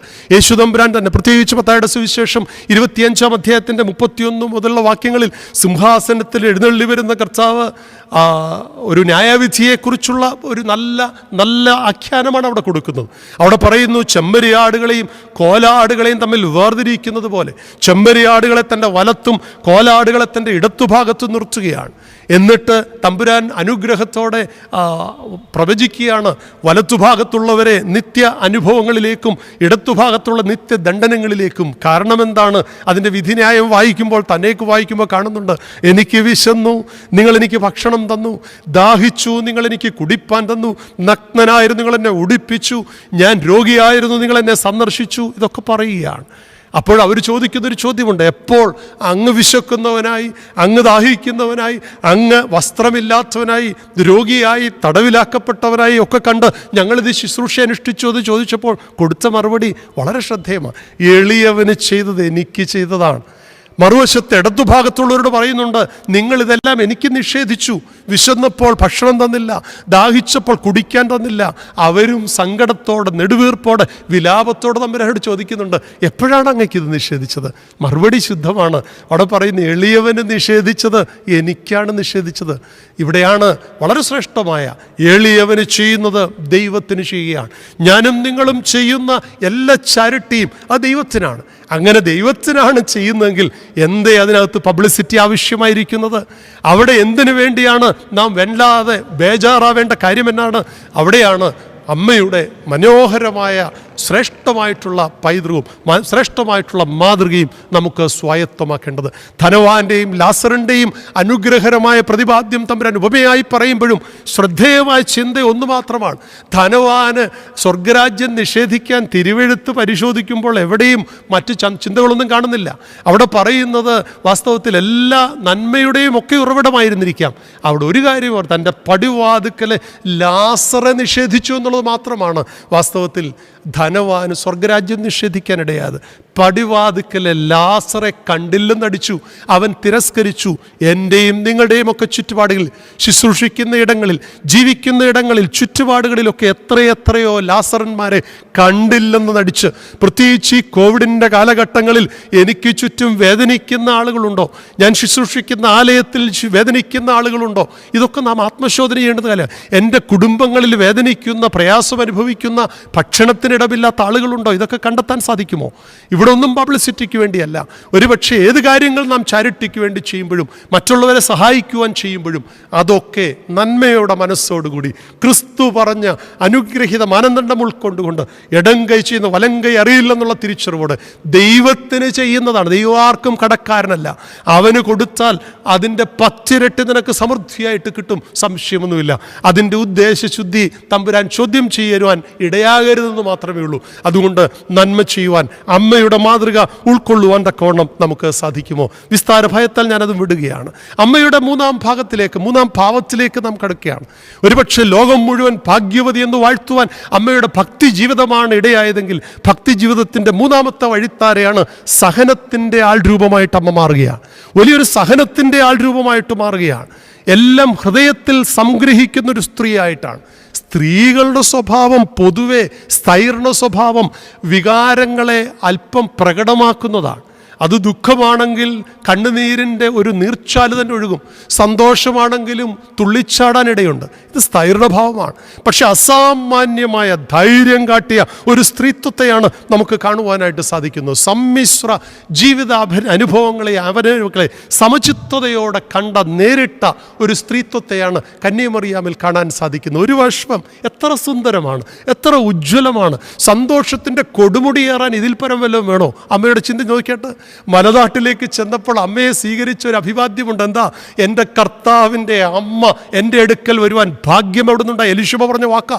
ഒരുപക്ഷെ അമ്മയ്ക്ക് ഇതിൽ പരം ഒരു പുകഴ്ചയുണ്ടോ? ഒരു നെരിപ്പോട് നെഞ്ചിലേറ്റിക്കൊണ്ട് വന്ന ആ കൊച്ചു പെൺകുട്ടി തൻ്റെ ചാർച്ചക്കാരുടെ വാക്ക് കേട്ടാൽ എന്തേ തുള്ളിച്ചാടാതിരിക്കുമോ? പക്ഷെ അവൾ തുള്ളിച്ചാടുകയില്ല. എല്ലാം ഹൃദയത്തിൽ സംഗ്രഹിക്കുകയാണ്. താൻ ജന്മം കൊടുക്കാൻ പോകുന്ന ഉദരത്തിൽ ഉരുവായിരിക്കുന്നത് ദൈവപുത്രനാണെന്നുള്ള തിരിച്ചറിവ് തൻ്റെ ചാർച്ചക്കാരുടെ അനുഗ്രഹീത വചസ്സുകളിലൂടെ കേൾക്കുമ്പോഴും അമ്മയ്ക്ക് ഇളക്കങ്ങളോ ചാട്ടങ്ങളോ ഒന്നുമില്ല. ഇന്നൊരു പക്ഷേ ആത്മീയത തന്നെ ചാട്ടത്തിൻ്റെ ഇളക്കത്തിൻ്റെയൊക്കെ ഒരു കാലങ്ങളിലാണ്. ഇവിടെയാണ് അമ്മ വ്യത്യസ്തയാവുന്നത്. വളരെ ശാന്തയായി നിൽക്കുകയാണ്. ഇനിയും തമ്പുരാനോടൊപ്പമുള്ള യാത്രയിൽ നോക്കിയാട്ട് എത്രയെത്ര അത്ഭുതങ്ങൾക്ക് അമ്മ ദൃക്സാക്ഷിയായിരുന്നു. 5 അപ്പം കൊണ്ട് 5000 പേരെ പോഷിപ്പിക്കുമ്പോഴും, അതിനപ്പുറം കുരുടന് സൗഖ്യം കൊടുക്കുമ്പോഴും, മുടന്തരം നടത്തുമ്പോഴും, കൂനിയെ നിവർത്തുമ്പോഴും, അനേക അത്ഭുതങ്ങൾ. എന്തിനും മരിച്ചവരെ ഉയർപ്പിക്കുമ്പോഴും, ലാസറിൻ്റെ കല്ലറയിൽ നിൽക്കുന്ന വിജയശ്രീലാളിതനായി നിൽക്കുന്ന ക്രിസ്തുവിൻ്റെ അമ്മയ്ക്ക് അഭിമാനിക്കാൻ, സന്തോഷിക്കാൻ എന്തെല്ലാമുണ്ട്. പക്ഷെ അമ്മ ഒരിക്കലും ആ നിലയിലല്ല. അമ്മ എല്ലാം ഹൃദയത്തിൽ സംഗ്രഹിച്ചു. ഞാൻ പറഞ്ഞു വരുന്നത്, സന്തോഷത്തിൻ്റെ കൊടുമുടി കയറിയപ്പോഴും അമ്മ ഒരു വികാരവിക്ഷോഭങ്ങളുമില്ലാതെ ശാന്തയായി വളരെ ധന്യതയോടുകൂടി നിൽക്കുകയാണ്. ഇതിൻ്റെ മറുവശം നോക്കിയേ. ഇത്ര കണ്ട് ദുഃഖത്തിൻ്റെ നെരിപ്പോടും നെഞ്ചിലേറ്റിയ ഒരു സ്ത്രീയോ ഒരു വ്യക്തിയോ ഈ പ്രപഞ്ചത്തിലുണ്ടായിട്ടുണ്ടോ? ഒരുപക്ഷെയെങ്കിൽ യെരൂശലേം ദേവാലയത്തിലേക്ക് കൈ കുഞ്ഞിനെയും ഏന്തിക്കൊണ്ട് ചെല്ലുമ്പോൾ ശിമയോൻ കയ്യിൽ കുഞ്ഞിനെ വഹിച്ചുകൊണ്ട് പറയുന്നൊരു വാക്കുണ്ടായിരുന്നു. അമ്മയുടെ മുഖത്തേക്ക് നോക്കി ആരും പറയാൻ മടിക്കുന്ന ഒരു പ്രവചനം, നിന്റെ ഹൃദയത്തിലൂടെ ഒരു വാൾ കടക്കും. ഒരുപക്ഷെ അമ്മ പോലും ഒന്നും ചിന്തിച്ചിട്ടുണ്ടാവില്ല അത് കേട്ടപ്പോൾ. പക്ഷെ പിന്നീട് ചരിത്രം തെളിയിച്ചു. തൻ്റെ മകനിൽ ഓർത്ത് ഇത്ര കണ്ട് ഹൃദയത്തിൽ വാളുകൊണ്ട് അറുക്കപ്പെട്ട, മുറിക്കപ്പെട്ട അനുഭവം ഒരു സ്ത്രീകൾക്കും ഈ ചരിത്രത്തിലുണ്ടായിട്ടില്ല. തൻ്റെ സ്വന്തം മകനെ കുടുംബാംഗങ്ങൾ പോലും ഭ്രാന്താണെന്ന് പറഞ്ഞപ്പോൾ ഏത് മാതൃഹൃദയമാണ് വേദനിക്കാതിരിക്കുക? ഒരുപക്ഷെ തൻ്റെ സന്നിധിയിലേക്ക് തൻ ജന്മം കൊടുത്ത മകനെ കല്ലെറിയുവാൻ ഓങ്ങി നിൽക്കുന്ന യഹൂദ മതപ്രമാണികളുടെ ഭീഭത്സമായ മുഖം കാണുമ്പോൾ ഏത് അമ്മയാണ് വിതുമ്പാതിരിക്കുക? ഒരുപക്ഷെ നിഷ്കാമ കർമ്മം ചെയ്ത് ലോകത്തിൻ്റെ വീണ്ടെടുപ്പിനു വേണ്ടി അനുഗ്രഹത്തോടെ സ്വയം സമർപ്പിതനായി ആവോളം ഉറക്കവും ഊണുമൊഴിഞ്ഞുകൊണ്ട് ആവോളം സഞ്ചരിച്ചു ജീവിച്ച തൻ്റെ മകനെ ഒരു കൊലപാതകിയെപ്പോലെ, കുറ്റക്കാരനെ പോലെ ന്യായാസനത്തിൻ്റെ മുമ്പിൽ ബന്ധനസ്ഥനാക്കി നിർത്തുന്ന കാഴ്ച കാണേണ്ടി വരുന്ന അമ്മ എത്രയധികം വേദനയുടെ ഭാവമായിട്ട് മാറേണ്ടി വരികയാണ്. വാസ്തവത്തിൽ അതിൽ പരം വേദന ഏതമ്മയാണ് അനുഭവിക്കേണ്ടി വരിക? തീർന്നോ? അവൻ്റെ തലയിൽ മുൾക്കിരീടം വെച്ച് ശരീരം മുഴുവൻ വിണ്ട് ചാലുകീറുന്നത് പോലെ അടിച്ച് ചാട്ടവാറിട്ടടിച്ച് അവൻ്റെ മാംസത്തുണ്ടുകൾ പറിഞ്ഞുപോയ ആ കാഴ്ച കാണേണ്ടി വരുന്ന അമ്മ എത്ര ഹതഭാഗ്യാണ് വാസ്തവത്തിൽ. തീർന്നോ? അവനെക്കാട്ടിൽ വലിയ കുരിശും തോളിൽ ചുമന്നുകൊണ്ട് കാൽവറിയിലേക്ക് സ്വയം നടന്നു പോകുവാൻ ത്രാണിയില്ലാതെ വീണു വീണ് കിടക്കുന്ന മകൻ്റെ മുഖത്തേക്ക് നോക്കിയാൽ ഏത് അമ്മയുടെ ഹൃദയമാണ് വാസ്തവത്തിൽ ചുട്ടുപഴുക്കാത്തത്?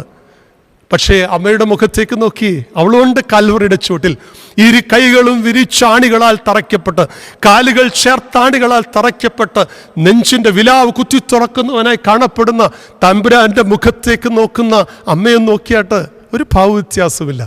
ദൈവഹിതം ഈ ഭൂമുഖത്ത് നിറവേറ്റപ്പെടുമ്പോൾ അത് സന്തോഷത്തിൻ്റെ അനുഭവമാവട്ടെ, സങ്കടത്തിൻ്റെ നെടുവീർപ്പിൻ്റെ അനുഭവം, ദൈവം അറിഞ്ഞും അനുവദിച്ചുമല്ലാതെ ഈ പ്രപഞ്ചത്തിലൊന്നും സംഭവിക്കില്ല എന്നുള്ള തിരിച്ചറിവുള്ള വിവേകമുള്ള സ്ത്രീയെ, അവളാണ് ലോകം മുഴുവൻ ഭാഗ്യവതി എന്ന് വാഴ്ത്തുക. ആ അമ്മ നിശ്ചേഷ്ടയായിട്ട് നിന്നത് അവളുടെ എല്ലാ ഭാവങ്ങളും നഷ്ടപ്പെട്ടതുകൊണ്ടല്ല, അവളുടെ വ്യക്തിത്വം മരവിച്ചു പോയതുകൊണ്ടല്ല, അവൾ ദൈവഹിതത്തിൻ്റെ നന്മ തിരിച്ചറിയുന്നവളാണ്. ദൈവം അറിഞ്ഞും അനുവദിച്ചുമല്ലാതെ പ്രപഞ്ചത്തിലൊന്നും സംഭവിക്കില്ലെന്നുള്ള വലിയ തിരിച്ചറിവാണ് അമ്മയെ ഭരിക്കുവാൻ തക്കവണ്ണം ഇടയാവുന്നത്. ഈ ശ്രേഷ്ഠതയാണ് അമ്മയിൽ കാണുവാൻ തക്കവണ്ണം ഇടയാവുന്നത്. എത്ര ധന്യമായ കാഴ്ചയാണ് നമുക്കവിടെ കാണുവാൻ സാധിക്കുന്നത്. അതേ, ദുഃഖത്തിലും സങ്കടത്തിലും ഒന്നും വ്യത്യാസങ്ങളില്ലാത്ത വളരെ സുഖദുഃഖ സമ്മിശ്ര ജീവിതാനുഭവങ്ങളെ സമചിത്തതയോടെ നേരിടുന്ന ഒരു വ്യക്തിത്വമാണ്. എത്ര ശ്രേഷ്ഠമായ ഒരു അനുഭവം അവിടെയാണ്. അതാണ് സ്പിരിച്വൽ, അതിന് പറയുന്ന സ്പിരിച്വൽ മെച്യൂരിറ്റി എന്ന് പറയും, ആത്മീയ പക്വത എന്ന് പറയും. ഇതെല്ലാവർക്കും പറ്റില്ല. നിസ്സാര വിഷയങ്ങൾക്ക് മുമ്പിലൊക്കെ പൊട്ടിത്തെറിച്ചുകൊണ്ട് കുടുംബജീവിതമൊക്കെ കാറ്റിൽ പറത്തുന്ന എത്രയോ കുടുംബങ്ങളെ കാണാൻ സാധിക്കും. വീട് വിട്ടു പോകുന്ന അമ്മമാരെയും മാതാപിതാക്കളെയും കുഞ്ഞുങ്ങളെയൊക്കെ കാണാൻ സാധിക്കും, ചെറിയ ചെറിയ വിഷയത്തിൻ്റെ പേരിൽ. അതെ, പരീക്ഷയിൽ പരാജയപ്പെട്ടു എന്നുള്ളത് കൊണ്ട് 6 മുഴം കയറിൽ ജീവിതം ഹോമിച്ച പിള്ളേരെ എനിക്കറിയാം, ഓർത്തഡോക്സുകാരെ തന്നെ. എന്തേ ഇതുകൊണ്ട് സംഭവിക്കുന്നു എന്ന് ചോദിച്ചാൽ അതിനുത്തരം ഒന്നേ ഉള്ളൂ: പക്വതയോടെ ജീവിതത്തെ നേരിടാൻ നമുക്ക് കഴിയുന്നില്ല. അതേ, ജീവിതം സുഖദുഃഖ സമ്മിശ്രമാണ്. എപ്പോഴും സന്തോഷത്തിൻ്റെ അനുഭവങ്ങൾ മാത്രം നിലനിന്നുവരില്ല. അവിടെ ജീവിതത്തിൻ്റെ അനുഭവങ്ങൾ, പ്രത്യേകിച്ച് ഈ കോവിഡ് കാലത്ത് ഏറെ വേദനിക്കുന്ന ഒത്തിരി ഹൃദയങ്ങളുണ്ട്. സ്വന്തവും ബന്ധവും പ്രിയപ്പെട്ടവരും ഒക്കെ നഷ്ടപ്പെട്ടു പോയ വേദനിക്കുന്ന ഹൃദയങ്ങളുള്ള ആളുകളുണ്ട്. രോഗബാധിതരായിട്ടുള്ള വേദനിക്കുന്ന ആളുകളുണ്ട്. ഒരുപക്ഷെ എല്ലാവരും നാട്ടിൽ, അല്ലെങ്കിൽ എല്ലാവരും വിദേശത്ത്, അവിടെയും ഇവിടെയുമായി പാർക്കേണ്ടി വരുന്ന വേദനിക്കുന്ന ഹൃദയങ്ങൾ. അതേ, ജീവിതത്തിൻ്റെ വ്യത്യസ്ത പ്രതിസന്ധികളിലൂടെ കടന്നു പോകുന്ന എന്നെ കേൾക്കുന്ന ദൈവജനമേ, വിശ്വാസികളുടെ സമൂഹമേ, അതെ, ദൈവത്തിൻ്റെ മുമ്പിൽ ഈ അമ്മ ഈ 15 നോമ്പിൽ ഒരു അനുഗ്രഹരമായ മധ്യസ്ഥതയാവട്ടെ. അമ്മയുടെ എത്ര ധന്യമായ ഭാവം, എല്ലാം ഉള്ളിൽ ഒതുക്കുന്ന ആ സഹനത്തിൻ്റെ വലിയ മകുട ഉദാഹരണമായി തീരുന്ന അമ്മയുടെ ശ്രേഷ്ഠമായ ഭാവം നമുക്ക് ഉൾക്കൊള്ളുവാനായിട്ട് സാധിക്കുമോ? ഞാൻ ആ ഭാവം വിടുകയാണ്, എൻ്റെ സമാപനത്തിലേക്ക് വരികയാണ്. വീണ്ടും അമ്മയുടെ സുന്ദരമായൊരു ചിത്രമുണ്ട്. ഒരു സത്യാന്വേഷിയുടെ ചിത്രമാണത്. ഒരു സത്യാന്വേഷിയുടെ ചിത്രമാണ്. അമ്മ അന്വേഷിക്കുന്നത് സത്യമാണ്. അവൻ്റെ ക്രിസ്തുവിനെ, പ്രത്യേകിച്ച് അവൻ പശ്ചാത്തലം അറിയാം. ശുദ്ധമുള്ള ലൂക്കോസിൻ്റെ സുവിശേഷം 2-ാം അധ്യായത്തിൻ്റെ 45 വാക്യങ്ങൾ സൂചിപ്പിക്കുന്നുണ്ട്. യെരൂശലേം ദേവാലയത്തിലേക്ക് ഒരു യഹൂദനെ സംബന്ധിച്ച് പെരുന്നാളിൽ സംബന്ധിക്കുക അതിനൊരു മുടക്കവും വരുത്തില്ല. അമ്മ പോവുകയാണ്, തമ്പുരാനെയും കൂട്ടിക്കൊണ്ടു പോവുകയാണ്. ബാലനാണവൻ, അമ്മയും കൂട്ടിക്കൊണ്ടു പോവുകയാണ്, അപ്പനും അമ്മയും ചേർന്ന് പോവുകയാണ്. വലിയൊരു ജനാവലിയാണ്. ദേശത്തും ലോകത്തുമുള്ള എല്ലാ യഹൂദന്മാരും ഒന്നിച്ച് ചേരിടുന്ന ഇടമാണ്. അവിടെ വാസ്തവത്തിൽ മണ്ണ് നുള്ളിയിട്ട താഴ്വീഴിൽ അത്ര കണ്ട് വലിയ ജനസഞ്ചയമാണ്. അവിടെ ആരാധനയും പെരുന്നാളിൻ്റെ ആഘോഷങ്ങളൊക്കെ നിർവഹിച്ചിട്ട് മടക്കയാത്രയാണ്. 2 ദിനങ്ങളിലെ യാത്ര കഴിഞ്ഞപ്പോഴാണ് ഒരു സത്യം തിരിച്ചറിയുന്നത്: കൂടെയുള്ളവനെ കാണുന്നില്ല, തൻ്റെ ഏകജാതനെ കാണുന്നില്ല, തൻ്റെ മകനെ കാണുന്നില്ല. അവൾ വല്ലാതെ ദുഃഖിക്കുന്നുണ്ട്. ഒരു പ്രാഥമികമായ ഒരു അന്വേഷണം നടത്തുന്നുണ്ട്. ചർച്ചക്കാരുടെ ഇടയിലുണ്ടാവാം, കൂട്ടത്തിലുണ്ടാവാം. പക്ഷേ അവൾ അതുകൊണ്ട് അവസാനിപ്പിക്കുന്നില്ല. ആത്യന്തികമായ ഒരു അന്വേഷണത്തിന് വേണ്ടി അവൾ തിരിയുകയാണ്. അതെ, അതാണ് സത്യാന്വേഷണത്തിൻ്റെ വഴി. അവൾ പിന്നീട് അമാന്തിച്ചില്ല, ആരുടെയും അഭിപ്രായത്തിന് കാത്തിരുന്നില്ല. വീട്ടിലേക്ക് പോകുമ്പോൾ അവൻ മടങ്ങിയെത്തിക്കൊള്ളുമെന്നല്ല കരുതുന്നത്. അവളുടെ മടക്കയാത്രയ്ക്ക് തിരികെയാണ്. എവിടേക്കാണ് മടക്കയാത്ര ചെയ്യുന്നത്? യെരൂശലേം ദേവാലയത്തിലേക്കാണ്. യെരൂശലേം ദേവാലയത്തിലേക്ക് അവൾ മടങ്ങുകയാണ്. ആലയ കേന്ദ്രീകൃതമായൊരു അന്വേഷണമാണ്. ഒരു സത്യാന്വേഷിയുടെ അന്വേഷണത്തിൻ്റെ തലമത ആലയ കേന്ദ്രീകൃതമായി. ഇന്നത്തെ ആധുനിക സമൂഹത്തിൽ ഒന്നും അല്ല എന്ന ചിന്ത മനുഷ്യനെ ഭരിച്ചപ്പോൾ ദൈവം പോലും ആലയം അടച്ചിടേണ്ട ഗതികേടുണ്ടാക്കിയിരിക്കുകയാണ്. ഇന്നത്തെ ലോകത്തിലെ ചരിത്രത്തിലേക്ക് നോക്കിയാൽ അറിയാം, ആലയങ്ങൾ മോസ്കുകളായി മാറുന്നു, മോസ്കുകൾ ക്ഷേത്രങ്ങളായിട്ടൊക്കെ മാറുന്ന ഒരു ലോകത്തിലാണ് ഞാനും നിങ്ങളുമൊക്കെ ജീവിക്കുന്നത്. ഇവിടെയാണ് ഒരു മടങ്ങിവരവുണ്ടാവേണ്ടത്. ഇവിടെ കേവലം കെട്ടിട സമുച്ചയത്തിൻ്റെ ഒരു ഇടമല്ല ദൈവാന്വേഷണത്തിൻ്റെ ഇടം. ഞാനും നിങ്ങളും ആലയമാണെന്നാണ് പൗലോസ് അപ്പോസ്തലൻ സൂചിപ്പിക്കുന്നത്. 1 കൊരിന്ത്യർ ലേഖനം 3 അധ്യായത്തിന്റെ 16 വാക്യത്തിൽ പറഞ്ഞു, you are the temple of God and God spirit dwells in you. നിന്നിൽ ദൈവാത്മാവ് വസിക്കുന്ന ഇടമാണ്, നീയാണ് ആലയം. കാരണം ഉൽപ്പത്തി പുസ്തകത്തിൽ പറഞ്ഞിട്ടുണ്ട്, നിന്നെ ഉരുവാക്കിയത് ദൈവത്തിൻ്റെ പ്രതിരൂപവും ഛായയുമാണ്. We all are created in the likeness and image of God. അതുകൊണ്ട് നിന്നിലെ ദൈവത്വത്തെ കണ്ടെത്താൻ സാധിക്കുമോ? അതതിൻ്റെ പൂർണ്ണതയിലാക്കി തീർക്കുവാൻ സാധിക്കുമോ? മത്തായിയുടെ സുവിശേഷം 5 അധ്യായത്തിന്റെ 48 പറയുന്നത് പോലെ, B perfect as your heavenly father is perfect. സ്വർഗസ്ഥനായ പിതാവ് സൽഗുണപൂർണ്ണനാകുന്നത് പോലെ ഒരു പൂർണ്ണതയിലേക്ക് എനിക്കെത്തിച്ചേരുവാൻ സാധിച്ചാൽ, എന്നിലെ ദൈവത്വത്തെ പ്രോജ്വലിപ്പിക്കുവാൻ സാധിച്ചാൽ, അവിടെയാണ് സത്വാന്വേഷിയുടെ വഴി. നിന്റെ അന്വേഷണത്തിൻ്റെ വഴിത്താരെയും കണ്ടെത്തലും സമന്വയിക്കുന്ന ഇടമായിട്ട് അവിടെ തീരുകയാണ്. വാസ്തവത്തിൽ അങ്ങനെയുള്ള ഇടം മത്സ്യത്തിൻ്റെ വയറ്റിൽ യോനയ്ക്ക് ലഭ്യമായിട്ട് തീരുകയാണ്. അങ്ങനെയുള്ള ദമാസ്കോസിൻ്റെ പടിവാതിക്കൽ ഒരുപക്ഷെ ശൗല് പൗലോസായി തീരുമ്പോൾ കണ്ടെത്തുന്ന ഇടമായിട്ട് കാണുക. അത്തിയുടെ ചുവട്ടിൽ സക്കായി കണ്ടെത്തുന്ന ഇടവും മറ്റൊന്നുമല്ല. അവിടെ ഒന്നും കെട്ടിട സമുച്ചയത്തിൻ്റെ ഇടങ്ങളായിരുന്നില്ല. പക്ഷേ നീ ഒരു സത്യാന്വേഷിയാണോ? ഇതാണ് ചോദ്യം. അമ്മ താൻ അന്വേഷിച്ച് ചെല്ലുകയാണ്. ആലയ കേന്ദ്രീകൃതമായ അന്വേഷണത്തിലൂടെ ക്രിസ്തുവിനെ കണ്ടെത്തുന്ന അനുഗ്രഹീതമായ അനുഭവം. ഇന്നത്തെ ആധുനിക യുഗത്തിൽ ഭക്തി തലങ്ങൾ പോലും വികലമാക്കി ഒരു പ്രോസ്പെരിറ്റിയുടെ പിന്നാലെ പോകുന്ന, സമൃദ്ധിയുടെ പിന്നാലെ പോവുകയാണ്. അമേരിക്കയിൽ അടുത്ത കാലത്ത് നിങ്ങൾ വായിച്ചിട്ടുണ്ടാകും, ബെനിഹിൻ എന്ന് പറയുന്ന ഒരു മനുഷ്യൻ ക്രൂസൈഡ് ഗോസ്പലിൻ്റെ വലിയ പ്രോക്താവായിരുന്നു, വലിയ ധനാഢ്യനായ മനുഷ്യനായിരുന്നു. കോടിക്കണക്കിന് അമ്പരചുംബികളായിട്ടുള്ള കെട്ടിടങ്ങളൊക്കെയാണ് താൻ കൊട്ടാര സദൃശ്യമായ വീട്ടിലാണ് പൊറുക്കുന്നത്. താൻ യാത്ര ചെയ്യാൻ പബ്ലിക് ട്രാൻസ്പോർട്ടൊന്നും വേണ്ട, തൻ്റെ സ്വന്തം ജെറ്റിലാണ് ഒരു ക്രൂസൈഡിൽ മറ്റു ക്രൂസൈഡിലേക്ക് യാത്ര ചെയ്തുകൊണ്ടിരുന്നത്. പക്ഷേ 2019 ഫെബ്രുവരിയിൽ ലോകത്തോട് ആ മനുഷ്യൻ വിളിച്ചു പറഞ്ഞു. എന്തെന്നറിയാമോ? ആ വിളിച്ചു പറഞ്ഞത് മറ്റൊന്നുമല്ല, ഞാൻ 35 വർഷമായി എൻ്റെ ജനത്തെ കബളിപ്പിക്കുകയായിരുന്നു, വഞ്ചിക്കുകയായിരുന്നു.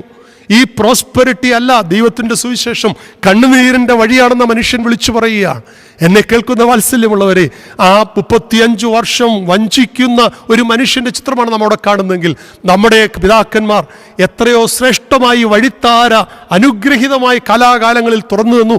പരിശുദ്ധ പരിമല തിരുമേനി തുറന്നു തന്ന വഴിത്താര, പാമ്പാടി തിരുമേനി തുറന്നു വന്ന വഴിത്താര, 12 അപ്പോസ്തലന്മാർ തുടങ്ങി കാലാകാലങ്ങളിൽ അനുഗ്രഹീത പിതാക്കന്മാരുടെ ജീവിത ശൈലിയുടെ വെട്ടിത്തുറന്ന കണ്ണുനീരിൻ്റെ വഴിത്താര. എന്തിന്? അവരെയൊക്കെ മാറ്റി നിർത്തിയായിട്ട് നമ്മുടെയൊക്കെ പൂർവികന്മാർ മുണ്ടു മടക്കി ഉടുത്ത് പട്ടിണിയും പരിവട്ടവുമായി കിടന്നപ്പോഴും ചൂട്ടുകറ്റ തെളിയിച്ചുകൊണ്ട് ആലയത്തിലേക്ക് ആരാധനയിൽ പോകുമ്പോഴും ജീവിതത്തിൻ്റെ ശൂന്യതയുടെ നടുവിലും ദൈവം കൂടെയുണ്ടെന്നുള്ള ബോധ്യത്തോടെ നമ്മയൊക്കെ ഊട്ടി വളർത്തിയെങ്കിൽ അവിടെ കണ്ണുനീരൊഴിച്ച ചെറിയ ചാണകം മെഴുകിയ തറകളിൽ ഇന്ന് സമൃദ്ധിയുടെ കൂമ്പാരങ്ങളായി വളർന്നു വന്നിട്ടുണ്ടെങ്കിൽ അവർ കാണിച്ച വഴിത്താര ഇതൊക്കെ അമ്മ ശ്രേഷ്ഠമായി കാട്ടി തരികയാണ്. നമുക്ക് ഈ വഴിത്താരയിലൂടെ സഞ്ചരിക്കുവാൻ സാധിക്കുമോ? സമൃദ്ധിയുടെ പിന്നാലെയുള്ള പരക്കം പാച്ചിലല്ല, കണ്ണുനീരിൻ്റെ വഴിത്താരയിലൂടെ. അമ്മ ഈ കണ്ണുനീരിൻ്റെ വഴിത്താരയിലൂടെ ശ്രേഷ്ഠമായിട്ട് യാത്ര ചെയ്തിട്ടുള്ളത്. ഈ കണ്ണുനീരിൻ്റെ വഴിത്താരയിലൂടെ ഒരു ദൈവദർശനം എൻ്റെ ഉള്ളിലെ എൻ്റെ ദൈവത്തെ കണ്ടെത്തി അതിൻ്റെ പൂർണ്ണതയിലേക്ക് ആ ദൈവിക ഭാവം വളരുവാനും ആ ദൈവ സ്വഭാവം ക്രിസ്തുവിൻ്റെ ഭാവം നമ്മിൽ വളർത്തിയെടുക്കുവാനും നമുക്ക് സാധിക്കും. അതിന് 2 കാര്യങ്ങളാണ് അനിവാര്യമായിട്ടുള്ളത്. അതുകൊണ്ടാണ് മത്തായി ശ്ലീഹ 5 അധ്യായത്തിന്റെ 8 വാക്യത്തിൽ പറയുന്നു, ദൈവദർശനം നിനക്ക് സാധ്യമായി തീരണമെങ്കിൽ അനിവാര്യമായിരിക്കുന്നത് വിശുദ്ധിയുടെ അനുഭവം. ഹൃദയവിശുദ്ധിയുള്ളവർ ഭാഗ്യവാന്മാർ, അവർ ദൈവത്തെ കാണുമെന്നാണ്. അതുകൊണ്ടാണ് രാത്രി പ്രാർത്ഥനയിൽ കെംദായിൽ നാം പാടുന്നുണ്ട്, ഈ പെരുന്നാളിൽ കർത്താവെ നിർമ്മലരാകണം ഞങ്ങൾ. അതേ, ഈ കന്യമറിയാമിൻ്റെ വാങ്ങിപ്പ് പെരുന്നാളിൽ നാം അടുത്തു വരുമ്പോൾ അമ്മ ആഗ്രഹിക്കുന്നതാ. അമ്മ വിശുദ്ധിയുടെ ആൾരൂപമായി തീർന്നതുപോലെ നമുക്ക് വിശുദ്ധിയിലൂടെ നമ്മിലെ ദൈവത്വത്തെ കണ്ടെത്തുവാൻ സാധിക്കുമോ? ആ ദൈവദർശനം ഒരു യാഥാർത്ഥ്യമാക്കി തീർക്കുവാൻ സാധിക്കുമോ? ഒരു സത്യാന്വേഷിയുടെ അനുഭവത്തിലേക്ക് നമുക്ക് ഉയരുവാൻ സാധിക്കുമോ? വീണ്ടും ഈ അന്വേഷണം തീരണമെങ്കിൽ അലസതയോടെ പറ്റില്ല. അതുകൊണ്ടാണ് സദൃശ്യവാക്യങ്ങൾ 7 അധ്യായത്തിൻ്റെ 17 വാക്യത്തിൽ പറയുന്നുണ്ട്. അവിടെ പറയുന്നു, ജാഗ്രതയോടെ എന്നെ എന്നെ കണ്ടെത്തും. അമ്മ ജാഗ്രതയോടെയാണ് യെരൂശലേം ദേവാലയത്തിലേക്ക് മടങ്ങിപ്പോകുന്നത്. അത് അലസതയോടെയല്ല, നിരാശയോടെയല്ല, ജാഗ്രതയോടെയാണ് തൻ്റെ നഷ്ടപ്പെട്ട ക്രിസ്തുവിനെ കൂട്ടിക്കൊണ്ടുവരുവാൻ തക്കവണ്ണം. എന്നെ കേൾക്കുന്ന വിശ്വാസ സമൂഹമേ, ഞാൻ എൻ്റെ വാക്ക് നിർത്തുകയാണ്. നമുക്ക് ശാന്തമായിട്ട് ചിന്തിപ്പാൻ തക്കവണ്ണം ഇടയാവട്ടെ. ഈ ശ്രേഷ്ഠമായിട്ടുള്ള 15 നോമ്പ് നീണ്ടു നിൽക്കുന്നു, 15 ദിവസങ്ങൾ നീണ്ടു നിൽക്കുന്നു ഈ ധന്യമായ ശുശ്രൂഷയുടെ ഭാഗമായിട്ട് ഞാനും നിങ്ങളും തീരുമ്പോൾ അമ്മയെ നാം മനോമുഖരങ്ങളിൽ ഏറ്റിക്കൊണ്ട് ഈ ദിനങ്ങളിലൂടെ തീർത്ഥാടനം നിർവഹിക്കുമ്പോൾ നമുക്കൊരു തിരിഞ്ഞുനോട്ടം ആവശ്യമാണ്. എവിടെയോ എൻ്റെ ക്രിസ്തു എന്നിൽ നിന്ന് അന്യമായി പോയിട്ടില്ലേ? അതെൻ്റെ ജീവിതത്തിൻ്റെ ശൈലി കൊണ്ടാവാം, വിശുദ്ധിയില്ലാത്ത അനുഭവങ്ങൾ കൊണ്ടാവാം. അത് ആത്മശോധന ചെയ്യേണ്ടുന്ന വിഷയമാണ്. എവിടെയാണ് എൻ്റെ ക്രിസ്തു എനിക്ക് നഷ്ടമായിരിക്കുന്നത്? എവിടെയാണ് എനിക്ക് എൻ്റെ ക്രിസ്തു അകന്നുപോയിരിക്കുന്നത്? അവനെ കൂട്ടിക്കൊണ്ടുവരുവാനുള്ള ഒരു അന്വേഷണം തമ്മിലുണ്ടാകുമോ? ഒരു അന്വേഷണം ഉണ്ടാകും. വിശുദ്ധിയോടെ, ജാഗ്രതയോടെ എൻ്റെ ക്രിസ്തുവിനെ കണ്ടെത്തുവാൻ. അതെ, അമ്മ കാട്ടി അനുഗ്രഹീതമായി ഈ വഴിത്താരകളിലൂടെ ഒരു തീർത്ഥാടനം നടത്തുവാൻ സാധിക്കുമോ? സകല ജാതികളും എന്നെ ഭാഗ്യവതി എന്ന് വാഴ്ത്തുമെന്ന് അമ്മ ഉച്ചത്തിൽ പറഞ്ഞെങ്കിൽ ആ ഭാഗ്യാവസ്ഥയിൽ ഭക്തി ജീവിതത്തിൻ്റെ പൂർണ്ണത കാണുകയാണ്. ആ പൂർണ്ണതയിലേക്ക് അമ്മ നയിക്കപ്പെട്ട, അമ്മ സഞ്ചരിച്ച 4 വഴിത്താരകളാണ് ഈ അനുഗ്രഹീത സന്ധിയിൽ നമുക്കൊന്നിച്ചു ചിന്തിപ്പാൻ ഞാൻ വെച്ചത്. അതെ, മറ്റൊന്നുമല്ലത് സ്വയം പരിത്യാഗത്തിൻ്റെ അനുഗ്രഹീതമായ വഴിത്താരയായിരുന്നു. അത് ശുശ്രൂഷയുടെ സാന്ത്വനത്തിൻ്റെ വഴിത്താരയായിരുന്നു. മൂന്നാമത് സഹനത്തിൻ്റെ വഴിത്താരയായിരുന്നു. നാലാമത് കാണുന്നത് ഒരു സത്യാന്വേഷിയുടെ, ഒരു ദൈവാന്വേഷിയുടെ വഴിത്താരയായിരുന്നു. ആത്യന്തികമായി ക്രിസ്തുവിനെ ചേർത്ത് പിടിച്ചുകൊണ്ട് അവൾ നടന്നെങ്കിൽ അവസാനം അവൾക്ക് ആ ഭാഗ്യം കിട്ടി. അതുകൊണ്ടാണ് പൗരസ്ത്യ പാരമ്പര്യത്തിൽ ഈ അനുഗ്രഹീത പെരുന്നാളിന് പറയുന്നത് ഫീസ്റ്റ് ഓഫ് ഡോർമിഷൻ എന്നാണ്. കേവലം അസംഷൻ അല്ല, ഫീസ്റ്റ് ഓഫ് ഡോർമിഷൻ. എന്താണ്? ആ ഗത്സമന തോട്ടത്തിൻ്റെ താഴ്വരയിൽ അമ്മയെ അടക്കിയിടത്ത് പിറ്റേ ദിവസം സുഗന്ധദ്രവ്യങ്ങളുമായിട്ട് ശിഷ്യന്മാർ പോകുന്നുണ്ട്. അവിടെ ചെന്നപ്പോൾ ആളെ കാണുന്നില്ല. അവിടെ കുറേ നറുപുഷ്പങ്ങൾ മാത്രമാണ് കാണുന്നത്. പിന്നീടാണ് തോമസ് ലീഹ അവരോടൊപ്പം ചേരുന്നു. തോമസ് ലീഹ വന്ന വഴിത്താൽ ഓയാറിൽ കൂടെ സഞ്ചരിക്കുമ്പോൾ അമ്മയുടെ പേടകമാണ് കാണുന്നത്. അവിടെ അമ്മയുമായിട്ട് സംവേദിക്കുകയാണ്.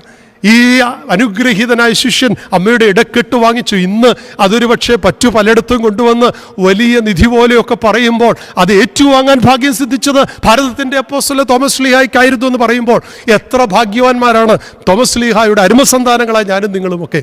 തീർച്ചയായിട്ടും ഞാൻ പറഞ്ഞു വരുന്നത്, അമ്മ തമ്പുരാൻ്റെ സമീപത്തേക്ക് തൻ്റെ ജീവിതം സമസ്തം തമ്പുരാന് വേണ്ടി ഒഴിഞ്ഞു വെച്ചെങ്കിൽ, ആ തന്നെ ഏൽപ്പിച്ച് ജനതയ്ക്ക് വേണ്ടി ഒഴിഞ്ഞു വെച്ചെങ്കിൽ തമ്പുരാനോടൊപ്പം നിത്യവാസത്തിലേക്ക് അമ്മ കടന്നു പോവുകയാണ്. അതെ, ആ സൗഭാഗ്യാവസ്ഥയിലേക്ക് കടന്നു പോവുകയാണ്.